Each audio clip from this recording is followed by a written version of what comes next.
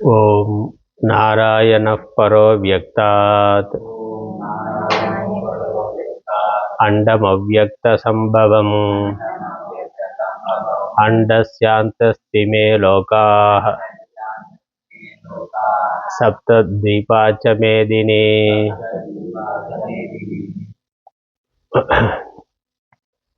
ஸ்ரீமத் பகவத்கீதை 4வது அத்தியாயம் 22வது ஸ்லோகம். யதுருச்சாலாபசந்துஷ்டः த்வந்த்வாதீதோ விமத்சரः சமசித்தாவசித்தௌ ச கிருத்வாபி ந நிபத்யதே.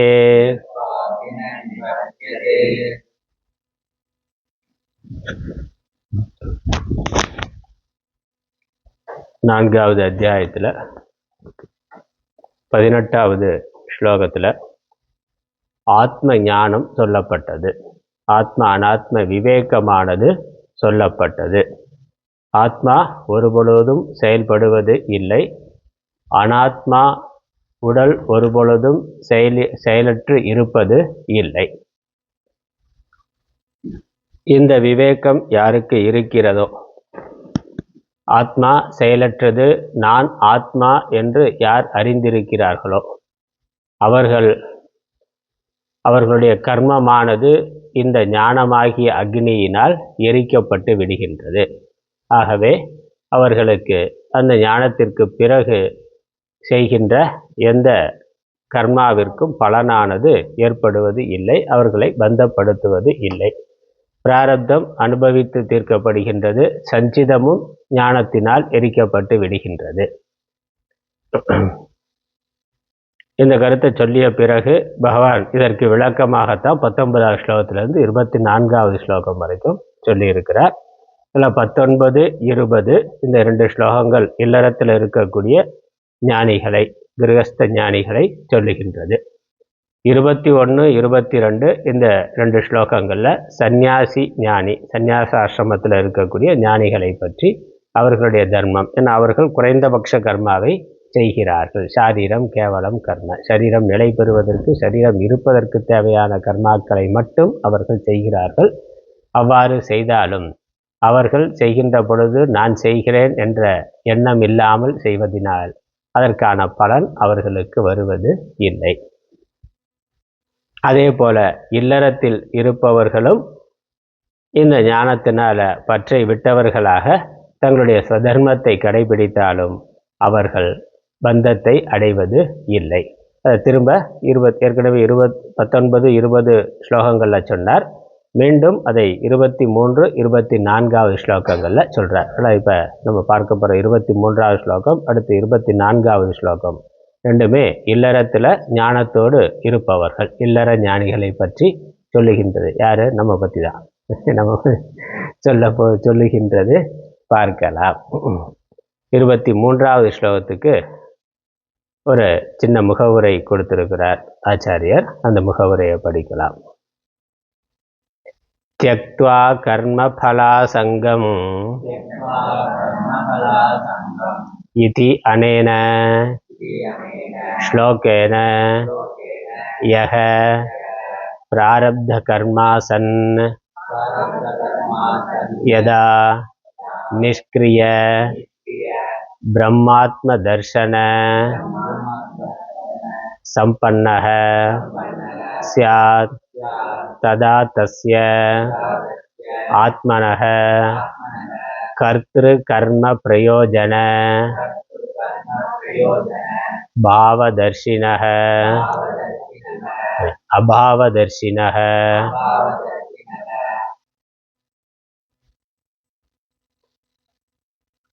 कर्म परित्यागे प्राप्ते कुतश्चित् निमित्तात् तद असंभवे सति पूर्ववत् तस्मिन् कर्मणि अभिप्रवृत्तः अपि न एव கிஞ்சித் கரோதி சஹ இதி கர்ம அபாவஹ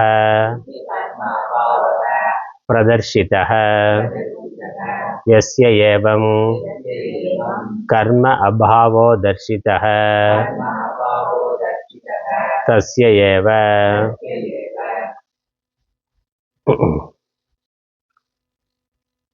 தியக்த்வா கர்ம பலாசங்கம். இந்த 4வது அத்தியாயத்தில் 20வது ஸ்லோகத்தில் சொல்லப்பட்டது. 20வது ஸ்லோகம்.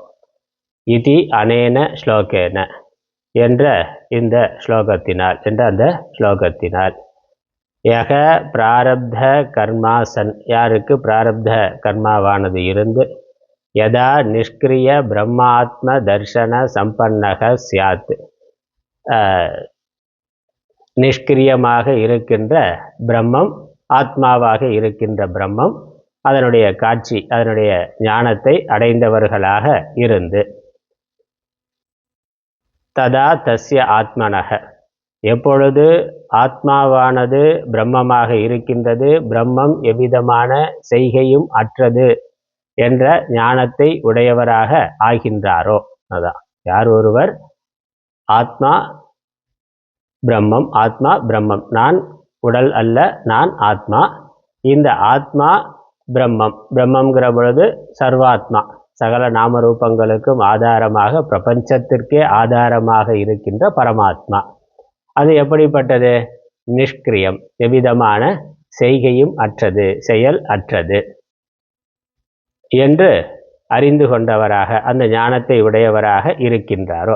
நான் ஆத்மா, ஆத்மா பிரம்மம், பிரம்மம் செய்கை அற்றது, ஆகவே நான் செய்கை அற்றவர். அங்கே வரணும், கொண்டு சேர்க்கணும். நான் ஆத்மா, ஆத்மா பிரம்மம், பிரம்மம் செயலற்றது, ஆகவே நான் செயலற்றவர். ஆத்மாவாகிய எனக்கு எவ்விதமான செயலும் இல்லை, நான் எதையும் செய்வது இல்லை, ஆகவே செயலினுடைய பலன் எனக்கு இல்லை, புண்ணிய பாப பலனானது ஆத்மாவாகிய எனக்கு இல்லை. ஏன் இல்லை? ஏன்னா நான் செய்யவே இல்லை, நான் செய்யவே இல்லை, ஆகவே எனக்கு அதற்கான பலன் இல்லை.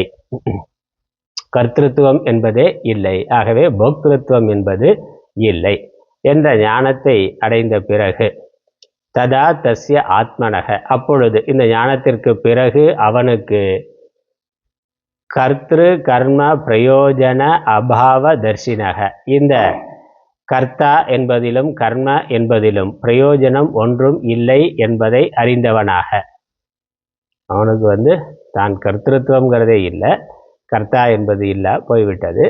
கர்மா, அந்த செய்யக்கூடிய கர்மாவினாலும் ஒரு பிரயோஜனமும் இல்லை, எந்த பலனும் இல்லை. கர்மா செய்கிறதுனால அவருக்கு கூடுதலான லாபம் எதுவும் இல்லை, செய்யாமல் இருப்பதனால நஷ்டம் ஒன்றும் இல்லை. நமக்கு சாதாரணமாக என்னது, சில விஷயங்களை செய்யாமல் விட்டால் இழப்பு வரும், ஆகவே செய்தாக வேண்டும். சில விஷயங்களை செய்யறதுனால லாபம் வரும், ஆகவே செய்தாக வேண்டும். அந்த லாப நஷ்டம்ங்கிறது இருக்கு. ஆத்மா எப்பொழுதும் பூர்ணமாக இருக்கு, அதில் எந்த லாப நஷ்டமும் வருதல் என்பது வாய்ப்பு இல்லை. ஏன்னா இந்த விவகாரங்கள் எல்லாம் மித்யாவாக, பொய்யாக இருக்கின்றது. அதனால இதனால அதில் ஒன்று கூடுவதற்கு இல்லை. கனவுல என்ன லாப நஷ்டம் வந்தாலும் கனவு காண்பவனுக்கு அதனால ஏதாவது பிரயோஜனம் இருக்கா? ஒன்றும் இல்லை. ஏன்னா அது வேற, இது வேற சத்தா, அது வேற சத்தா. சமசத்தையில தான் பிரயோஜனம்ங்கிறது ஏற்பட முடியும். இது விஷம சத்தை, இது ஒரு கற்பனையான உலகம். நன உலகம்ங்கிறது அது வேற ஒரு கற்பனையான உலகம், ஆனால் ரெண்டும் வேறு வேறு உலகம். அதனால அங்கே நடக்கக்கூடிய செயல் இங்கே பாதிப்பை ஏற்படுத்தாது.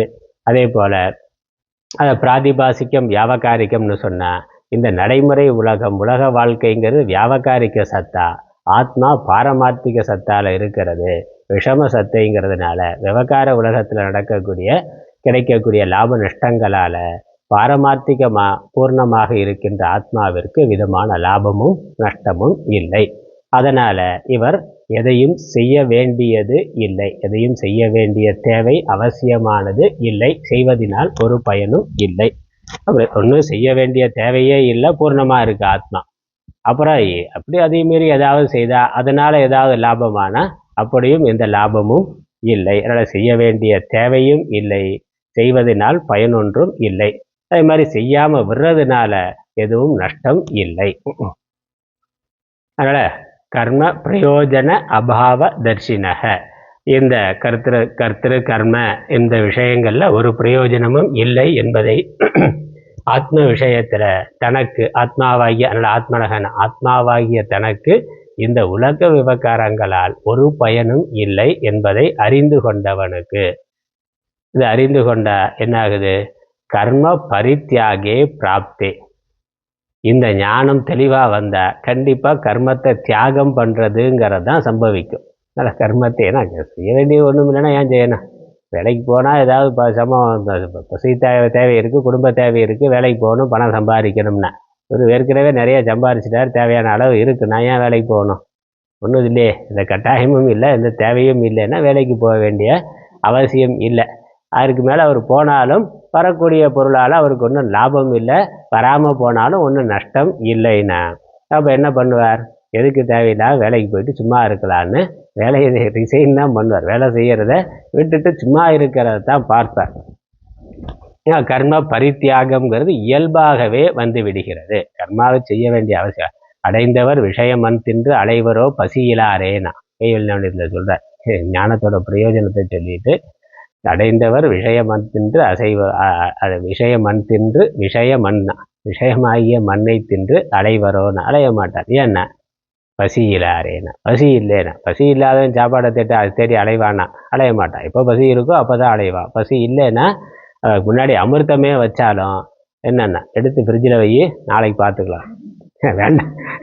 இப்போ ஃப்ரிட்ஜ் இருக்கிறதுனால வேண்டான்னு சொல்ல மாட்டார், சாதாரணமாக வேண்டான்னு சொல்லிடுவார். எது ஃப்ரிட்ஜு இல்லைன்னாக்கா இப்போ எல்லாத்தையும் வைக்கிறதுக்கு இருக்கு அவர் குடோனு, அதனால் வாங்கி அதில் இப்போ வேண்டாம்னா, அதனால் இப்போ அது வேண்டாம், சாப்பிட முடியாது, இடம் இல்லைன்னு. அதனால் நிறைவு இருந்தால் திருப்தி இருந்தால் அங்கே கர்மா என்பது தேவை இல்லை. பிரவൃத்திக்கும் தேவையில்லை, நிவர்த்திக்கும் தேவையில்லை.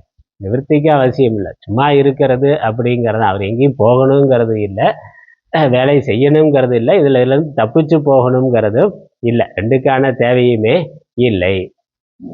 அதனால கர்ம பரித்தியாகம்ங்கிறது இயல்பாகவே வருகின்றது. ஆனாலும் குதஷ்சித்து நிமித்தாத், இதை அங்கேயே சொன்னார். அந்த 19வது ஸ்லோகத்துக்கு 19-20 ஸ்லோகத்துக்கான முகவுரையிலேயே ஆச்சாரியர் சொன்னார்.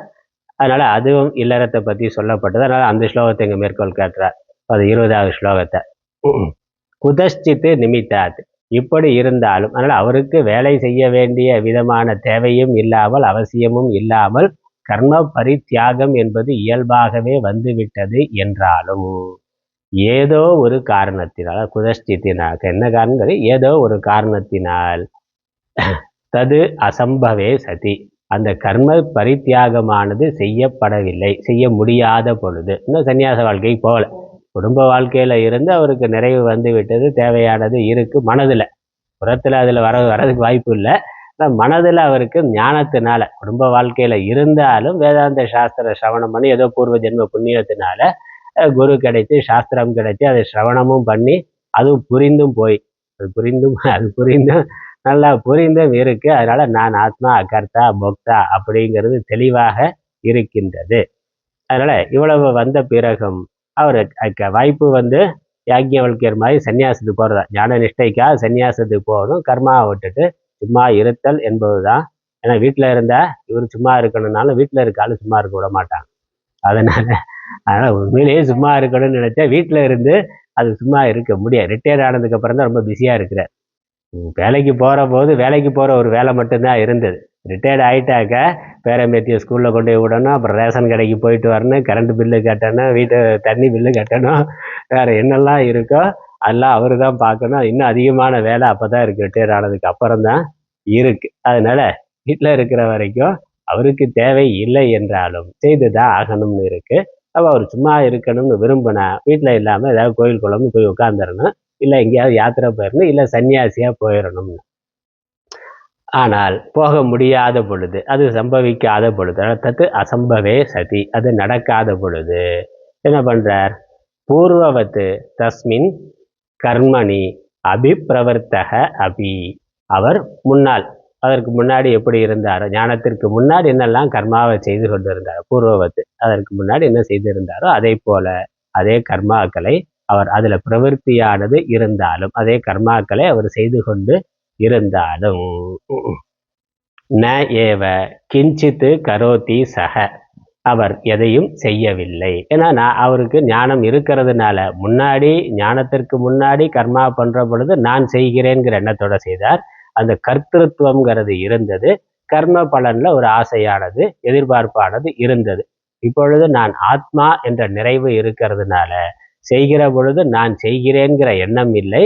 ஆத்மா அகர்த்தா. அதனால நான் எதையும் செய்யவில்லை, செய்கிறேங்கிற எண்ணம் இருக்கிறது இல்லை. அப்புறம் இந்த செயலால் எனக்கு இந்த பலன் வேண்டும்ங்கிற எதிர்பார்ப்பும் அவருக்கு இல்லை. அதனால அந்த எண்ணம் இருக்கிறதுனால கர்ம அபாவக பிரதர்ஷிதக, கர்ம அபாவமானது காட்டப்பட்டது. கர்ம அபாவம்னா அவரை பொறுத்த வரைக்கும் கர்மா நடக்கலை. ஆகவே கர்ம பலன் அவருக்கு இல்லை. அவரு நான் செய்கிறேங்கிற எண்ணம் இல்லை.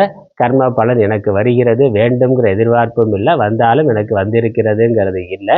ஆகவே அது கர்ம அபாவம். கர்மாவை செய்திருந்தாலும் கர்த்திருவம் இல்லைங்கிறதுனால அங்க கர்ம பலனானது வராது என்பதினால், ஆத்ம ஞானத்தினால கர்மா எரிக்கப்பட்டு விட்டதுனால, கர்ம பலன் எரிக்கப்பட்டு விட்டதுனால கர்ம பலன் வராது என்பதனால அங்கு கர்ம அபாவமானது காட்டப்பட்டது.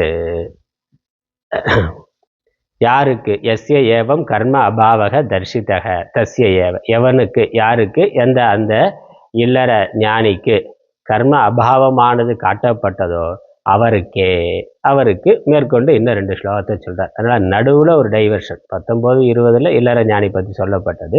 திரும்ப இந்த 2 ஸ்லோகத்துல இல்லற ஞானியை பத்தி சொல்றார். நடுவுல கொஞ்சம் சன்னியாசியை பத்தி சொல்லிட்டு வந்துட்டார். அவர் பிக்ஷைக்காக மட்டும் போயிட்டு வருவார், எதிர்ச்சா லாப சந்துஷ்டகன்னு சந்நியாசாசிரம வாழ்க்கையும் அவர் சொல்லிட்டு திரும்ப இல்வாழ்க்கைக்கு வருகின்றார். அது அவர்களுக்காக இந்த 2 ஸ்லோகங்கள், இந்த ஸ்லோகமும் அடுத்த ஸ்லோகமும் சொல்லப்படுகின்றது, பகவானால் சொல்லப்படுகின்றது. ஏன்னா பகவானுடைய உபதேச தாத்பரியம் கர்மாவை செய் என்பதுதான்.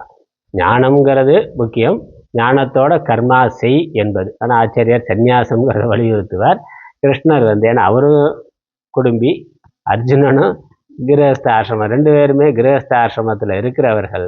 ஞானத்தோட கர்மாவை பண்ணு என்பதுதான் பகவான் வலியுறுத்துறது. அப்புறம் கலியுகத்துக்கு அதுதான் பொருத்தமானது என்பதுனாலையும் பகவான் அதை சொல்றார். ஆனால் கலியுகத்துக்கு எது பொருத்தமானதோ அதை அந்த கிருஷ்ணாவதாரத்தில் சொல்லுகின்றார். கர்மாவை விட முடியாது, ஏன்னா ஆசிரம தர்மங்கள் எல்லாம் இங்கே மாறி போகுங்கிறது அவருக்கு தெரியும். மகாபாரத யுத்தத்துக்கு பிறகு வர்ண தர்மம், ஆசிரம தர்மம் எல்லாமே கேள்விக்குறியா நிறைய குழம்பி போயிருக்கிறது.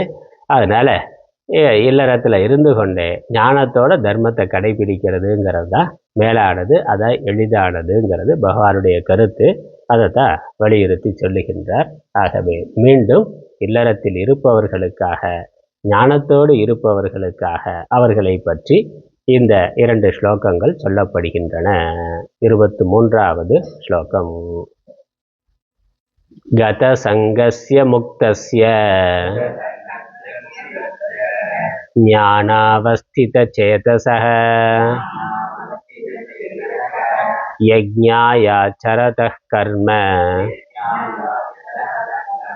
சமக்ரம் பிரவிலீயதே. கத சங்கஸ்ய முக்தஸ்ய ஞானாவஸ்தித சேதசः யஜ்ஞாயாச்சரதः கர்ம சமக்ரம் பிரவிலீயதே.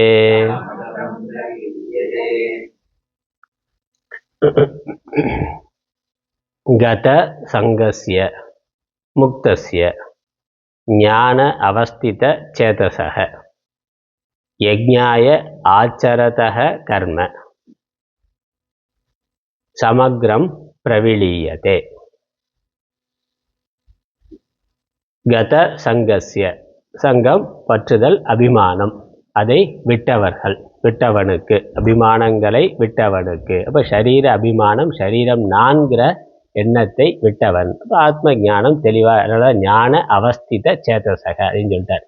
ஞானத்தில் நிலை பெற்ற மனதை உடையவனுக்கு, தெளிந்த ஞானம் உடையவனுக்கு ஆத்மா எதையும் செய்வதும் இல்லை, செய்விப்பதும் இல்லை, அது சாட்சி மாத்திரம் என்ற தெளிவை உடையவனுக்கு, நான் அந்த ஆத்மா உடல் நான் இல்லை என்ற தெளிவை உடைய மனதை உடையவனுக்கு, அல்லது என்ற ஞானத்தை தெளிவாய் உடைய மனதுடையவனாய்.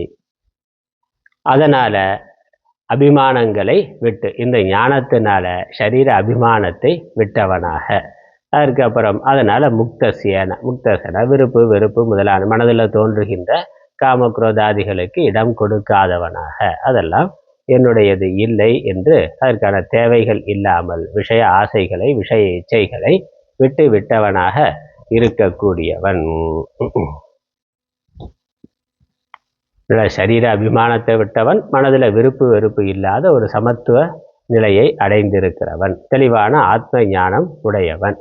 அவன் என்ன பண்றான்? யஜ்ஞாய ஆச்சரதக கர்ம, அவன் கர்மாவை செய்து கொண்டிருக்கின்றான். கர்மாவானது செய்யப்படுகின்றது. ஆனால் எதற்காக செய்கிறான்? தனக்கு வேண்டும் என்று செய்யல.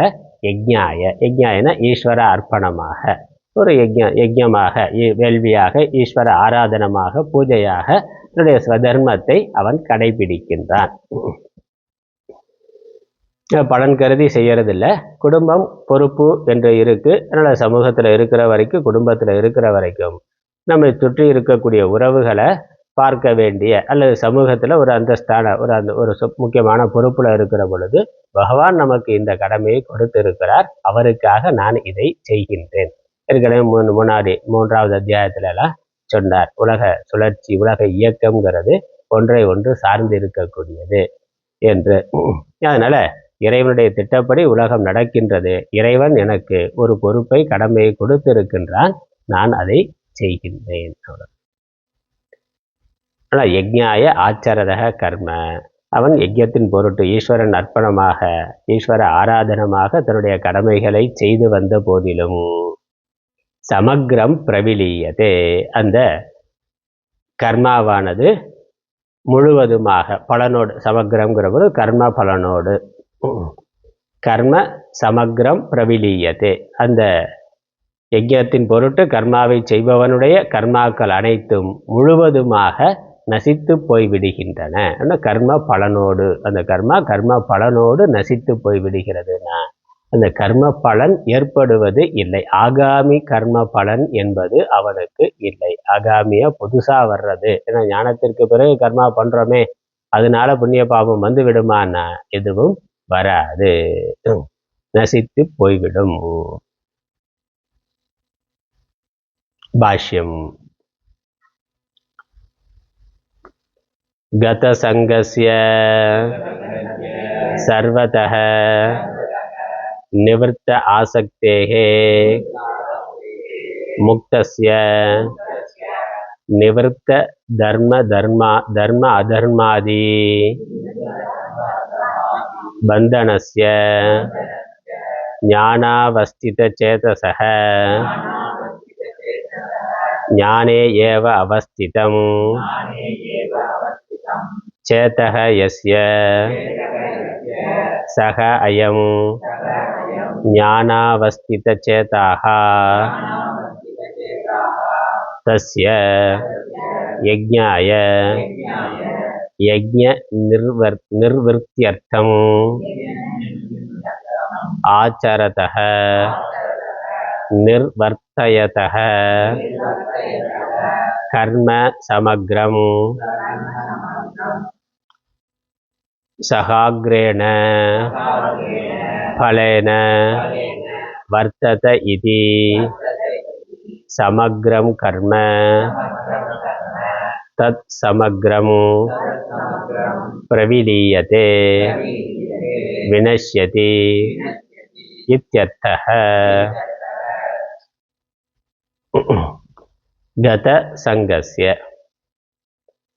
கத சங்கஸ்யக்கு ஆச்சாரிய விளக்கம் கொடுக்கிறார். சர்வத்தக நிவர்த்த ஆசக்தேகே, எல்லா பக்கத்திலும் எல்லா விதத்திலும் ஆசக்தி நீங்கியவன். ஆசக்தினா பற்று ஒட்டுதல், சங்கம்ங்கிறது தான். பற்று இல்லாதவன், ஆசை இல்லாதவன், எல்லா விஷயங்களிலிருந்தும் பற்றை ஒழித்தவன், பற்றை விட்டவன். பற்றை விட்டவனுக்கு சஷ்டி விபக்தியில் இருக்கு. பற்றை விட்டவனுக்கு, பற்று ஒழிந்தவனுடைய. முக்தஸ்ய, முக்தசியங்கிறது என்னது?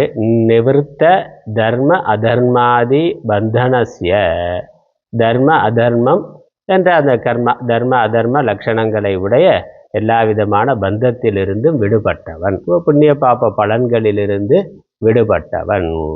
அதனால பாதிப்பு அடையாதவன். ஏன்னா ஏற்கனவே செய்த கர்ம பலன் வந்து கொண்டு இருக்கின்றது. அந்த கர்ம பலன் எப்படி இருக்கு?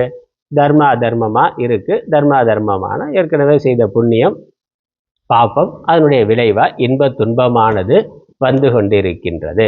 அது வந்து கொண்டிருந்தாலும் அதனால அவன் பந்தத்தை அடைவது பந்தத்தை அடைவது இல்லைன்னா அதனால அவன் துன்பத்தை அடைவது இல்லை, மனக்கலக்கம் அடைவது இல்லை. ஏன்னா சரீரம் ஏற்கனவே கர்மா பண்ணது, அந்த கர்ம பலனை அனுபவிக்கிறது சரீரம்தான். அது என்னுடையது அல்ல. அது என்னுடையது நினைக்கிறது தான் பந்தனம். அந்த எண்ணம் அவனுக்கு இல்லை. ஆகவே நான் சுகி நான் துக்கி என்று அவன் நினைப்பது இல்லை.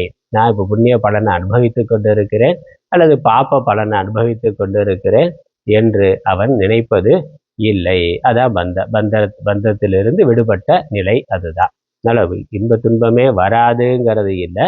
ஏன்னா பிராரப்தம் இருக்கு, புண்ணிய பாப்பம் இருக்கு. அது வர்றது சரீரத்துக்கு வர்றதோ இல்லை மனதுக்கு வர்றதோ மற்ற புற வாழ்க்கையில வரக்கூடிய எல்லா ஏற்றத்தாழ்வுகளும் ஞானத்திற்கு பிறகும் அப்படியே தான் இருக்கும். எதுவும் மாறாது, எல்லாமே அப்படியே தான் வரும்.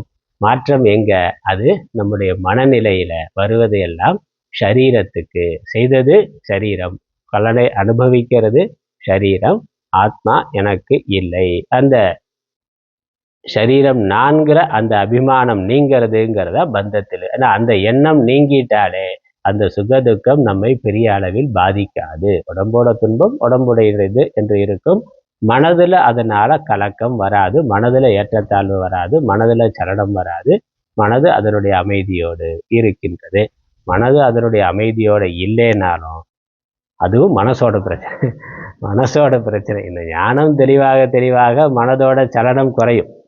மனதோட சலனம் குறையலைனாலும் அது மனதோட பிரச்சனை. ஏன்னா எப்படி உடம்புக்கு அது செய்த வினை பயன் வந்துதான் ஆகுது. அது ரொம்ப பலமாக இருந்தாக்க இப்போ நம்ம ஒன்றும் செய்யலைனாலும் ஏற்கனவே செய்த வினையினுடைய பலன் வரத்தான் செய்யும். அதனால் ஞானியாக இருந்தாலும் கேன்சர் முதலானவை வரலாம். அந்த பிராரப்தம் பலமாக இருந்ததுனாக்கா அந்த சரீரத்துக்கு வரக்கூடிய உங்களுக்கே இப்படி வரலாமான்னா கேட்குறான்ல, சாமிக்கு பிபி சுகர் வரலாமான்னா, பிபி சுகர் இல்லை, கேன்சர் கூட வருது, இன்னும் பெரிய நோய்கள் கூட வருது. அது எனக்கு வரல, சரீரத்துக்கு வருது, அவ்வளோதான்.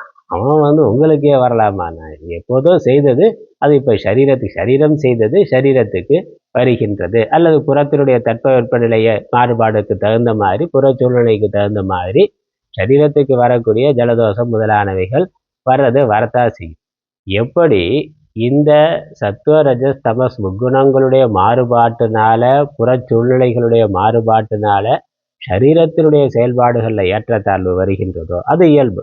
அதுனா அது அதனுடைய சம்பந்தப்பட்டது. அதே போல மனதிலையும் புற சூழ்நிலை இந்த சத்துவம் ரஜஸ் தமஸ்ங்கிற 3 குணங்களுடைய மாறுபாட்டினால மனதிலையும் வரும். உடம்புக்கு எப்படி நோய் வருதோ அதே மாதிரி மனதுக்கு வரக்கூடிய நோய்களும் வரும்.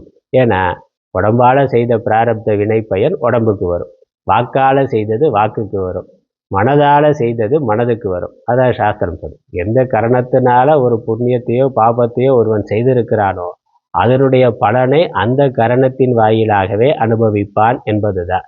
அப்போ மனதால பிறருக்கு ஏதோ ஒரு முந்தின பிறவியில செய்திருக்கிறார், ஞானம் இல்லாத காலத்துல செய்திருக்கிறார்னா அதனுடைய பலன் மனதைத்தானே தாக்கும். அப்போ மனதுக்கும் இந்த பிராரப்தத்தினால சலனமானது வரும், துன்பமானது வரும், மற்ற பிரச்சனைகள் வரும். ஆனா அது மனதுக்கு. அது என்னுடையதுன்னு நினைக்கிறது அஞ்ஞானி. ஞானி அதை சாட்சியா பார்க்கிறார். உடம்புக்கு வர்ற மாதிரி மனதுக்கு வர்றதும் இயல்பு. அதுல சத்துவ ரஜஸ் தமோ குணங்கள் மாறுபாட்டுனால அதுல வரும். அல்லது வாத பித்த கபத்துல மாறுபாடு வந்தா அதுவும் மனசையும் பாதிக்கும். மனசுங்கிறது சூக்ஷ்ம சரீரம் தானே. ஸ்தூல சரீரத்துக்கு எப்படி அதுல பாதிப்பு வருதோ அதே மாதிரி உணவுல ஏற்படக்கூடிய மாறுபாடோ இல்லை தட்பவெப்ப நிலைகளில் ஏற்படக்கூடிய மாறுபாடோ மனதையும் பாதிக்கும். அது மனதினுடைய தர்மம் என்று அதையும் அவர் பார்த்து கொண்டிருக்கிறார். சித்தியோ சமபூத்வானா, அந்த சித்தி அசித்திங்கிறது மனதோட சமநிலை இருக்கிறது இல்லாம போறதுதான். அது மனதோட தர்மம் என்று புரிந்து கொண்டு இருக்கிறது. அதுதான் பந்தம் இல்லாம இருக்கிறது, பந்தப்படாம இருக்கிறது. அதனால தர்ம அதர்மாதி பந்தனசிய நிவர்த்தக, அதுல இருந்து விடுபட்டவன். தர்ம அதர்மமான புண்ணிய பாபங்களிலிருந்து அதனால வரக்கூடிய பந்தத்திலிருந்து விடுபட்டவன். கர்ம பந்தத்திலிருந்து அவன் விடுபட்டு இருக்கிறான். அவனுடைய ஞானமானது அவனை பாதுகாக்கின்றது. அவனுடைய கர்மாக்களை எரித்து இருக்கிறதுனால அது அவனை கட்டுவது இல்லை. அது அடுத்த வரி, ஞான அவஸ்தித சேதசக, ஞான ஏவ அவஸ்திதம், ஞானத்திலேயே நிலை பெற்றிருக்கக்கூடிய மனது எவனுடையதோ அவன் ஞான அவஸ்தித சேதச, அவனுக்கு ஞான அவஸ்தித சேதசகன்னு பேரு, சேதகன்னு பேரு. அதோட ஷஷ்டி விபக்தி, ஞானாவஸ்தித சேதாக தஸ்ய, அவனுக்கு. யஜ்ஞாய, யஜ்ஞ நிர்வர்த்தியர்த்தம், ஆச்சரதக நிர்வர்த்தயதக, நிர்வர்த்தயன்னா அதில் பிரவர்த்திக்கிறதுன்னு அர்த்தம். நிவர்த்திங்கிறது விலகிறது, இங்கே நிர்வர்த்தயதி அப்படின்னாக்க பிரவர்த்திக்கிறதுன்னு அர்த்தம். யஜ்ஞத்தின் பொருட்டு ஒரு கர்மாவின் பொருட்டு அவன் பிரவர்த்தித்தாலும், அதில் ஈடுபட்டாலும், குடும்பத்தில் இருக்கிறார், மற்ற பொறுப்புகள் இருக்குது, இல்லை சமூக நன்மையின் பொருட்டு அதை செய்கின்றார். ஆனால் இந்த இடத்துல ஞானி செய்கின்ற கர்மா கர்ம யோகம் கிடையாது. அஜ்ஞானி சித்த சித்திக்காக ஞானம் வர்றதுக்கு முந்தின செய்கிற கர்ம பலனை எதிர்பார்க்காம செய்கின்ற கர்மா கர்ம யோகம்னு பேர். ஆனால் ஞானம் வந்த பிறகு ஒருவன் அதே கர்மாவை செய்தாலும் அந்த கர்மாவுக்கு கர்ம யோகம்னு பேர் கிடையாது. ஏன்னா சித்த சித்திங்கிற பலனையும் அவர் எதிர்பார்க்கறது இல்லை. இதுக்கு கர்ம ஆபாசம்னு பேர். அது கர்மா மாதிரி இருக்கே. நான் என்ன, அஜ்ஞானி கர்ம யோகியா இருக்கிற பொழுது அவன் அஜ்ஞானியா இருக்கிறான். ஆத்ம ஞானம் இல்லை, ஆத்மா அகர்த்தாங்கிற ஞானம் இல்லை. அதே சமயம் லௌகிக்க பலனை எதிர்பார்க்கல, சித்த சித்திங்கிறதுக்காக கர்மா பண்றார். அதனால நான் செய்கிறேங்கிற கர்த்திருவம் எண்ணம் அவனுக்கு இருக்கு. ஆகவே அவன் கர்மயோகி, கர்மாவை யோகமாக செய்கின்றான். ஆனால் ஞானம் வந்த பிறகு என்னது, நான் கர்மா செய்கிறேங்கிற எண்ணமே இல்லை, கர்த்திருவமே இல்லை. ஆகவே அங்கே கர்மா என்பதே நடக்கவில்லை. ஆகவே அதை கர்ம யோகின்னு சொல்ல முடியாது. கர்ம ஆபாசம், புறத்தில் அவன் கர்மா செய்வதாக மற்றவர்களுக்கு தெரிகின்றது, அல்லது உலக விவகாரத்தில் இருக்கின்றது. அவனுடைய திருஷ்டியில் ஒன்றும் இல்லை, நான் எதையும் செய்யவில்லை என்பதுதான். அல்லது கர்ம ஆபாசம், போலி கர்மா, கர்மா மாதிரினா சினிமா ஹீரோ பண்ணுற மாதிரி அவர் பண்ணுற சண்டை மற்றதெல்லாம் என்னது, கர்ம ஆபாசம் தானே. அவர் வாஸ்தவமாக பண்ணுறாரான்னா, ஹீரோயினை கல்யாணம் பண்ணிக்கிறாரான்னா, அப்படி வாஸ்தவமாக நடக்குதான்னா இல்லையே, அதுக்கு அவருக்கு சம்பந்தம் இல்லை. அப்போ அது மாதிரினா அங்கே அது வெறும் தோற்றம், வாஸ்தவமாக அவருக்கு அதுக்கு எந்த சம்பந்தமும் இல்லை. அதே தான் இங்கே வாஸ்தவமாக ஆத்மாவுக்கு இதற்கு சம்பந்தம் இல்லைங்கிற ஞானம்னால அங்கே கர்ம யோகம்ங்கிறது கூட இல்லை. அதுக்கு கர்ம ஆபாசம்னு பேர். அதுதான் உலக, அப்போ எதுக்காச்சுன்னா உலக நன்மையின் பொருட்டு, அவ்வளோதான். அல்லது ஈஸ்வரன் பொழுது போகணுமேங்கிறதுக்கா ஈஸ்வரன் கொடுத்துருக்கிறார், அந்த வேலையை செய்யலாம் அப்படிங்கிறதுக்காகவோ பொழுது போகிறதுக்காகவோ ஏதோ ஒரு விதத்தில் அவர் செய்கின்றார். ஆனால் அவரை பொறுத்த வரைக்கும் எதுவும் செய்யவில்லை. ஆகவே கர்ம சமக்ரம் சக அக்ரேன பலேன, கர்மத்துடன் அதனுடைய சமக்ரம்ங்கிற பொழுது அதனுடைய பலனோடு கூடி, அந்த கர்மாவும் கர்ம பலனும், அதான் சமக்ரம்ங்கிறதுக்கு அர்த்தம். பிரவிலீயத்தே, பிரவிலீயத்தேனா வினஷ்யதீன, அது அழிந்து போய்விடுகிறது. அழிந்து போய்விடுகிறதுனா அதற்கான பலனை கொடுப்பது இல்லை. வறுத்த விதை மாதிரின்னு, வறுத்த விதை ஒன்றும் பண்ணாது. அது அதற்கான பலனை எவ்வளோ நாள் தண்ணியில் போட்டு வச்சாலும், அது அதற்கான மண்ணில் போட்டாலும் தண்ணியில் போட்டாலும் அது அதற்கான அந்த முளைங்கிறது அதிலிருந்து வராது. அது அழிந்து போய்விட்டது. அதில் இருக்கக்கூடிய அந்த முளைக்கும் தன்மை அழிந்து போய்விட்டது. அதே மாதிரி இந்த கர்மாவானது கர்ம பலனை கொடுக்கும் தன்மையை இழந்து விடுகிறது. அதனால் எல்லா கர்மங்களும் நசித்துவிடும் என்பது ஆகும்.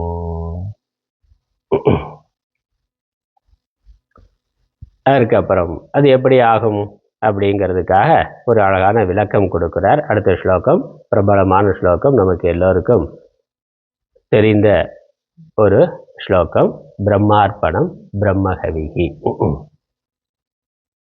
ஸ்லோகத்தை படிக்கலாம். கஸ்மாத் புனः காரணாத் கிரியமானம் கர்ம ஸ்வகாரிய ஆரம்பம் அகுர்வத் சமக்ரம் பிரவிலீயதே இத்யுச்யதே.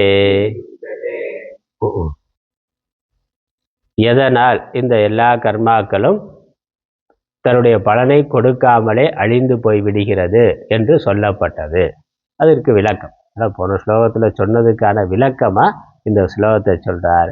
ஏன்னா அந்த ஞானியினுடைய திருஷ்டி எப்படி இருக்கின்றது, அவர் இந்த உலகத்தை மித்தியாவாக பார்க்கிறார். இந்த ஸ்லோகத்தோட தாற்பயம் ரொம்ப ஆழமானது தான், முக்கியமானது. அவர் உலகத்தை மித்தியாவாக பொய்யாக பார்க்கிறார். உலகம், உலக வாழ்க்கை, உடல் வாழ்க்கை, அதை பொய்யானதாக, மித்தியாவானதாக, தற்காலிகமானதாக பார்க்கின்றார். எப்போ உலகம் மித்தியாவாக ஆகின்றதோ, அப்போ கர்மா மித்தியாவாக ஆகின்றதோ, அந்த கர்த்திருவம், கர்த்தா அவனும் மித்தியாவாக இருக்கிறான். விவகாரம் மித்தியாவாக இருக்கிற பொழுது அந்த கர்மாவை செய்த கர்த்தாவும் மித்தியாவாக இருக்கின்றான். அந்த அகங்காரம், ஜீவன், கர்மாவை செய்கின்ற ஜீவன், அந்த அகங்காரம் அதுவும் மித்தியாவாக இருக்கின்றது. அகங்காரம் மித்தியாவாக இருக்கிறதுனால அவன் செய்த கர்மாவும் மித்தியாவாக இருக்கு. ஆகவே அது கர்ம பலனை தருவது இல்லை. உலகத்தை மித்தியாவாக பார்க்கிறான். உலகம் மித்தியாவாக இருக்கிறது. உலகம் மித்தியாவாக பார்க்கிறான்னா உலகத்தை மித்தியானது என்று அறிந்து கொண்டு இருக்கிறான். உலகம் பொய்யானது என்பதை அறிந்து கொண்டு இருக்கிறான். அதனால் அந்த அறிந்தவன், அந்த கர்த்தா அவனும் பொய்யானவன் என்பதை அறிந்திருக்கிறான். அதுக்கு மித்தியாத்துவம்ங்கிறது கர்த்தாவுக்கும் இந்த ஜீவனுக்கும் மித்தியாத்துவம், அகங்காரத்துக்கும் மித்தியாத்துவம்ங்கிறது வந்துவிடுகிறது. அதனால் செய்கின்ற கர்மாவும் மித்தியாத்துவத்தை அடைகின்றது. அதுவும் மித்தியாதான். கர்மா செஞ்சால் அதுவும் மித்தியா. ஆகவே அந்த கர்ம பலனானது ஏற்படுவது இல்லை, ஏற்படாது.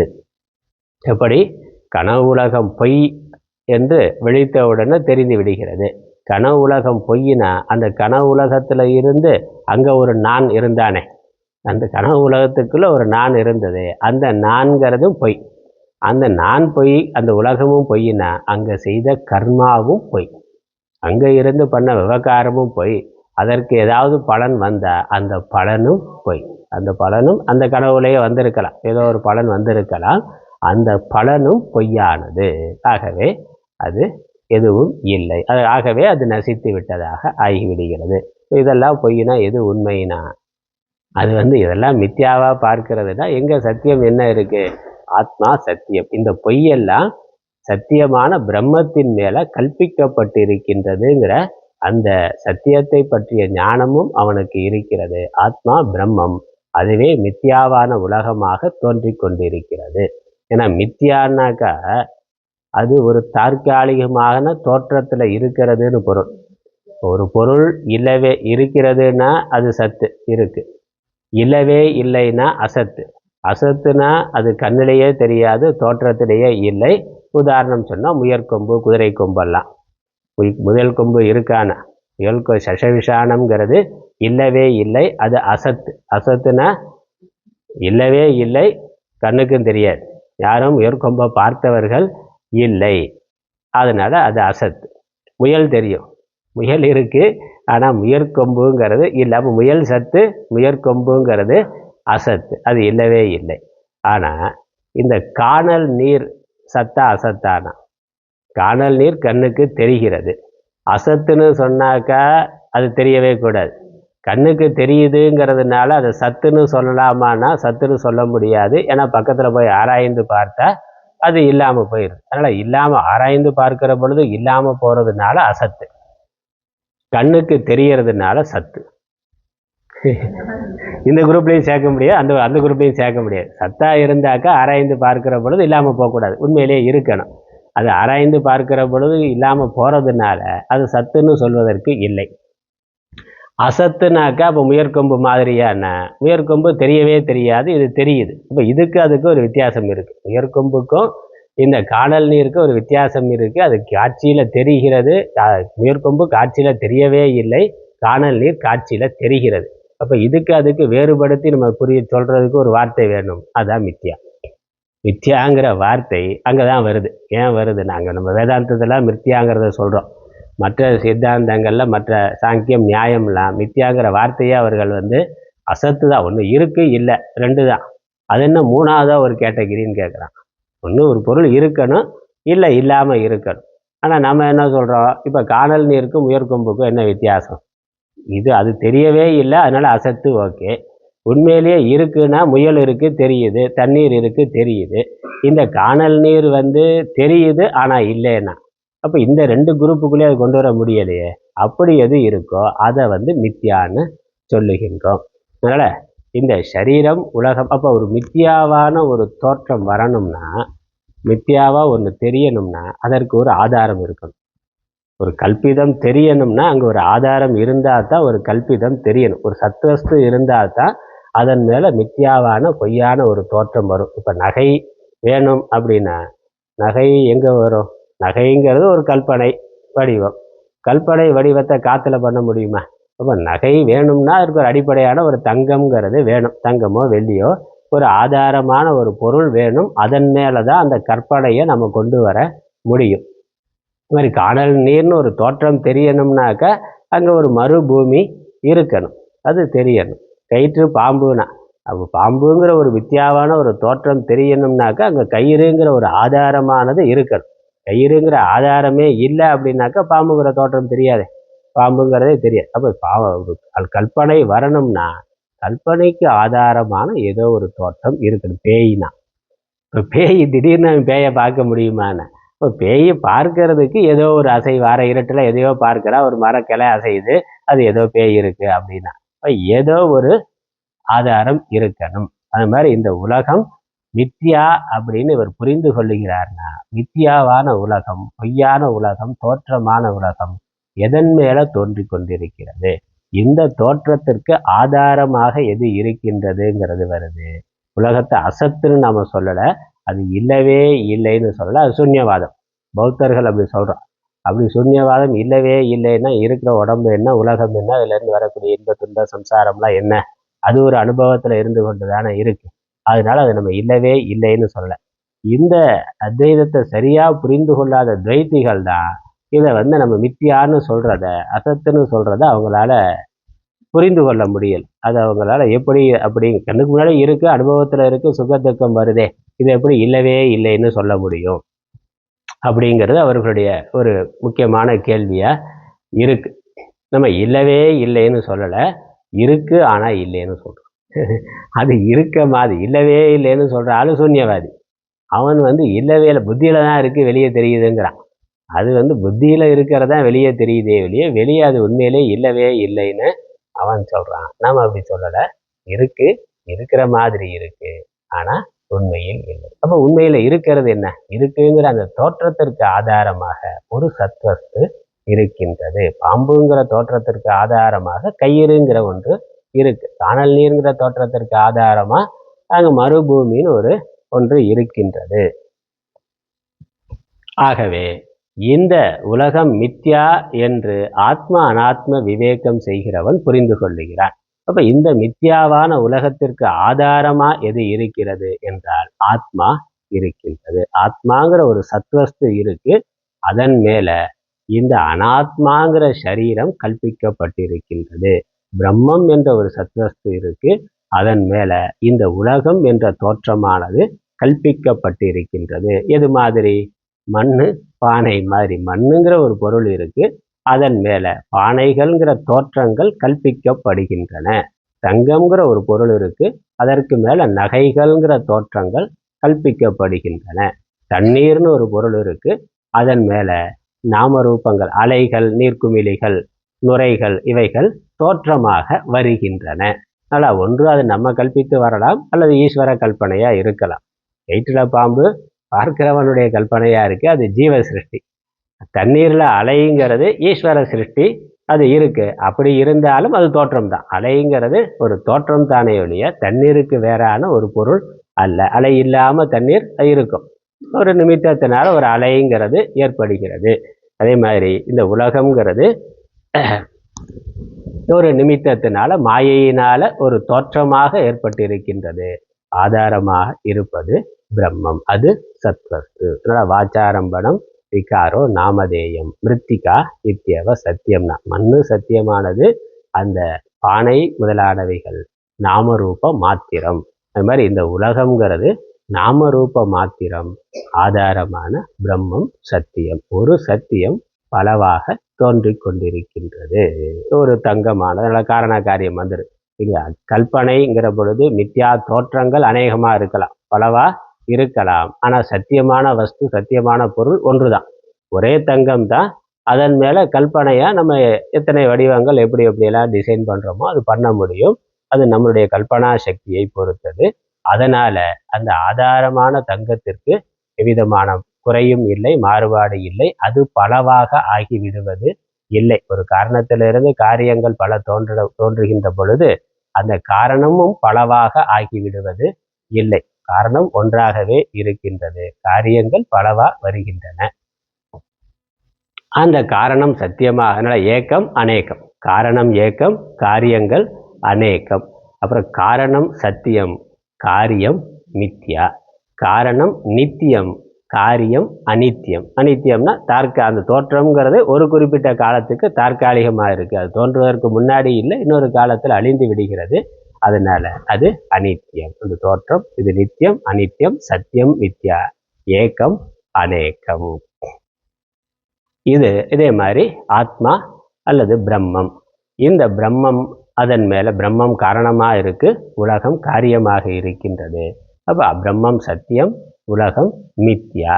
பிரம்மம் ஏக்கம், உலகம் அநேகம். உலகத்துல அநேக பொருள்கள் இருக்கு. பிரம்மம் நித்தியம், உலகம் அனித்தியம். இந்த ஞானம் இருக்கிறதுனால அதனால காரணமே காரியமாக விளங்கி கொண்டிருக்கின்றது, தங்கமே நகைகளாக விளங்கி கொண்டிருக்கின்றது. அதே மாதிரி இங்கு பிரம்மமே உலகமாக பல நாம ரூபங்களை எடுத்துக்கொண்டு உலகமாக விளங்கி கொண்டிருக்கின்றது.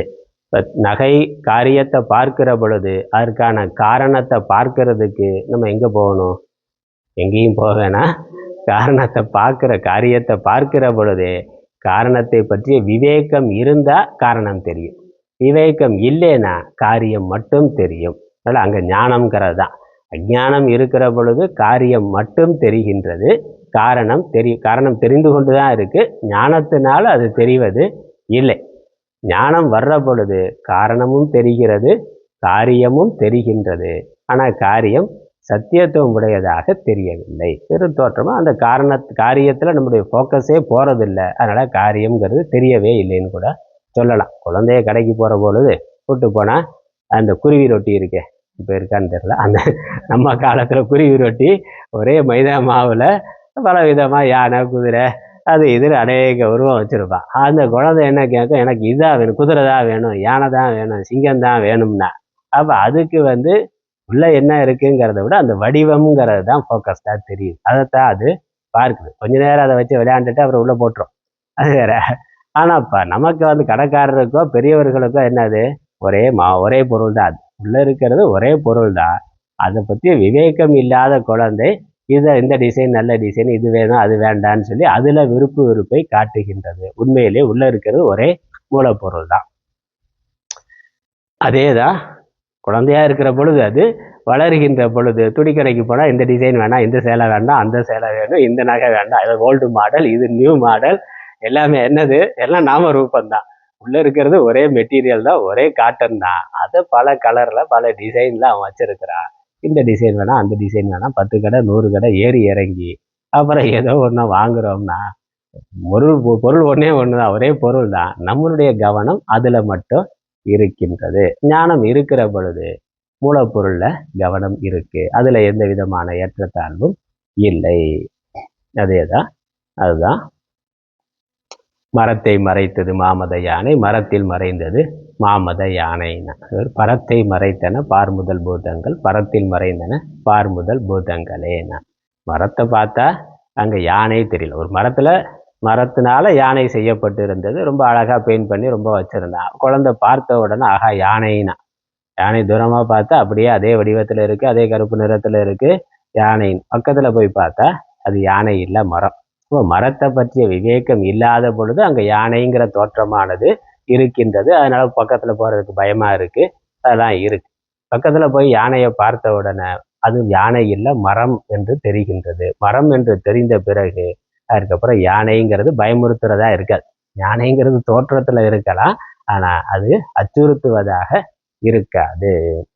அப்போ என்ன ஆகுது, அந்த யானையானது முன்னாடி யானையில மரம் மறைந்திருந்தது, விவேகம் வந்த பிறகு மரத்தில் யானையானது மறைந்து விட்டது. அதே மாதிரி உலகத்தை பார்க்கிற பொழுது பிரம்மத்தை பற்றிய ஞானம், காரணத்தை பற்றிய ஞானம் இல்லாத பொழுது உலகம் மட்டும் தெரிகிறது. உலகத்தில் பிரம்மம் மறைந்திருந்தது. விவேகம் வந்த பிறகு பிரம்மத்தில் உலகமானது மறைந்து விடுகின்றது. எல்லாம் பரத்தில் மறைந்தன பார்முதல் பூதங்களேன. பரம்பொருளை பற்றி ஞானம் இருக்கிற பொழுது இந்த உலகம் அதில் மறைந்து விடுகிறது. மறைந்து விடுகிறதுனா என்னது, உலகத்தை பார்க்கிற பொழுது எல்லாமே பிரம்மம் என்று பார்க்கின்றார். அந்த நாமரூபத்தை சத்தியம் நினைக்கிறது இல்லை, அது வெறும் தோற்றமாக, அது மித்தியாவாக போய்விடுகிறது. அவ்வளோதான். மறைகிறதுனா அது மித்தியாவாக போய்விடுகிறது. எல்லாமே அவருக்கு ஒரே பொருளாக தெரிகின்றது. அந்த ஞானத்தை தான் இங்கே சொல்லுகின்றார். அதனால் அந்த ஞானத்தினால கர்மா அழிந்து விட்டதுன்னா, எப்படி கர்மா அழிகிறதுனா அவரை பொறுத்த வரைக்கும் எல்லாம் ஒன்றாகவே தெரிகின்றது. ஞானத்தினால கர்மா செய்பவன், கர்மா செய்வதற்கு உதவுகின்ற கருவி, கர்ம பலன் எல்லாமே ஒரே பிரம்மம் ஒன்றாகவே அவருக்கு தெரிகின்றது. ஆகவே அந்த கர்ம பலன் ஒன்றும் இல்லை. அதான் இந்த ஸ்லோகம். 24வது ஸ்லோகம். ஸ்லோகத்தை படிக்கலாம். பிரம்மார்ப்பணம் பிரம்மஹவிஹி பிரம்மாக்னௌ பிரம்மணாஹுதம் பிரம்மைவ தேன கந்தவ்யம் பிரம்ம கர்ம சமாதினா பிரம்மார்ப்பணம் பிரம்மஹவிஹி பிரம்மாக்னௌ பிரம்மணாஹுதம் பிரம்மைவ தேன கந்தவ்யம் பிரம்ம கர்ம சமாதினா. ஒரு யஜ்யம், ஒரு வேள்வி. ஏன்னா அவர் கிரகஸ்தராக இருக்கிறார். வேதத்தில் சொல்லி இருக்கக்கூடிய கர்மாக்களை, வைதிக கர்மாக்களை முறையாக செய்து வருகின்றார். ஆகவே ஒரு வேள்வியை செய்கிற பொழுது அந்த வேள்வியில் என்னெல்லாம் விஷயங்கள் சம்பந்தப்பட்டிருக்கோ அதெல்லாத்தையும் அவர் பார்க்கிறார். அதே சமயம் எல்லாமே ஆத்மா பிரம்மம் என்று பார்க்கிறார். பிரம்ம திருஷ்டியோட அதை பார்க்கிறார். அப்போ அவருடைய பாவனையில் என்ன இருக்கு, நான் வேறு இது வேறுங்கிறது இல்லை, செய்பவன் செய்யப்படுவது அனைத்தும் ஒன்றாகவே தெரிகின்றது. அதான் இது ஒரு யாகத்தில் என்னெல்லாம் பொருள்கள் இருக்கோ அதெல்லாம் இங்கே சொல்லுகின்றார். அர்ப்பணம் பிரம்ம. அர்ப்பணம்ங்கிறது அந்த யாகத்தில் வேள்வியில் ஒரு ஹவிஸ் ஆகுதியை கொடுக்கறதுக்கு உதவக்கூடிய அந்த கரண்டி முதலான கருவிகள், அதற்கு அர்ப்பணம், அர்ப்பிக்க உதவுவது அர்ப்பணம். யஜ்ஞத்தில் நெய் எதனால் எடுத்து அக்னியில் விடப்படுகிறதோ அந்த வஸ்து, அந்த கரண்டி, ஹோம கரண்டி, அது பிரம்ம. அதனால அர்ப்பணம் பிரம்ம. ஹவிஹி பிரம்ம. அந்த கரண்டியினால எடுத்து ஊற்றப்படுகின்ற அந்த நெய் ஆகுதியா கொடுக்கப்படுவது அதுவும் பிரம்ம. எங்க கொடுக்கிறார், அக்னியில ஊத்துறார். அந்த அக்னியும் என்னது, பிரம்ம அக்னி. பிரம்மம் தான் அக்னியாக இருக்கின்றது, பிரம்மமாகிய அக்னி. அப்புறம் கொடுக்குற அந்த கர்த்தா யாருன்னா அவரும் பிரம்மா தான். ஆனால் பிரம்மனா ஹுதம் பிரம்ம.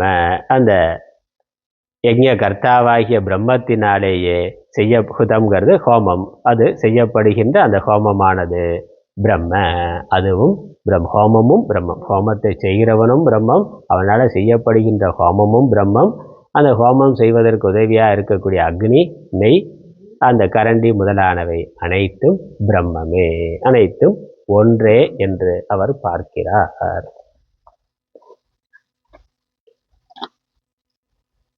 தேன பிரம்ம கர்ம சமாதினா. பிரம்ம கர்ம சமாதினா பிரம்மமாகிய இந்த கர்மத்தின் நிலையுடைய மனதை உடையவனாலே. அதிலே சமாதினா, சமாதினா என்னது, மனது அதிலேயே இருக்கு. எதை பார்த்தாலும் எல்லாமே அவருக்கு பிரம்மமாக தெரிகின்றது. பிரம்மத்தில் ஒன்றியுள்ள மனதை உடையவனுக்கு. கந்தவியம் பிரம்மைவ. அந்த கர்மாவினால் அடையப்படக்கூடிய பலன் என்ன? அதுவும் பிரம்மந்தான். அதுவும் பிரம்மந்தான். அதனால் அடைபவன் அடையப்படக்கூடிய பலனும் அதுவும் பிரம்மமாகவே இருக்கின்றது. பிரம்மமாகவே அவருக்கு தெரிகின்றது. அதனால எந்த பேத உணர்வும் இல்லை. அதனால கர்ம பலன் கிடைக்காம போனாலும் என்னது? கிடைக்காம போறது எது? பிரம்மாதான். கிடைக்கிறது பிரம்மம்னா அது கிடைக்காம போனாலும் பிரம்மன் தான். அது செஞ்சது யாரு? பிரம்மன் தான். அப்போ ஏற்கனவே அவர் அதுவாகத்தான் இருக்கிறார். இல்லை கிடைக்காம போறதுங்கிறது இல்லை, கிடைக்கிறதுங்கிறதும் இல்லை. கர்ம பலனும் செய்பவனும் பிரம்மம், கர்ம பலனும் பிரம்மம்னா என்னது? ஒன்றும் வரலை, ஒன்றும் வராமல் போகவும் இல்லை. அப்போ அது ஒரு மித்தியாவான விவகாரம். அந்த விவகாரமே ஒரு மித்தியாவான விவகாரமா இருக்கு. சின்ன குழந்தைகள் பொம்மையை வச்சு விளையாடுற மாதிரி தான். அந்த மாதிரி ஒரு பொய்யான விளையாட்டாக இருக்கின்றது. ஆகவே அதுல எந்த பலனும் வருவது இல்லை. அதனால அவர் பந்தத்தை அடைவது இல்லை. இதற்கான பாஷ்யத்தையும் விளக்கத்தையும் அடுத்த வாரம் பார்க்கலாம். ஓம் பிரபன்ன பாரிஜாத்தாய தோத்திர வேத்ரைக்கபாணயே ஞானமுத்ராய கிருஷ்ணாய கீதாமிருததிஹே நமः. ஓம் ஈஸ்வரோ குருராத்மேதி மூர்த்திபேத விபாகினே व्योमवत्याप्तदेहाय दक्षिणामूर्तये नमः. ओम पूर्णमदः पूर्णमिदं पूर्णात् पूर्णमुदच्यते पूर्णस्य पूर्णमादाय पूर्णमेवावशिष्यते. ओम शान्ति शान्ति शान्तिः. हरि ओम.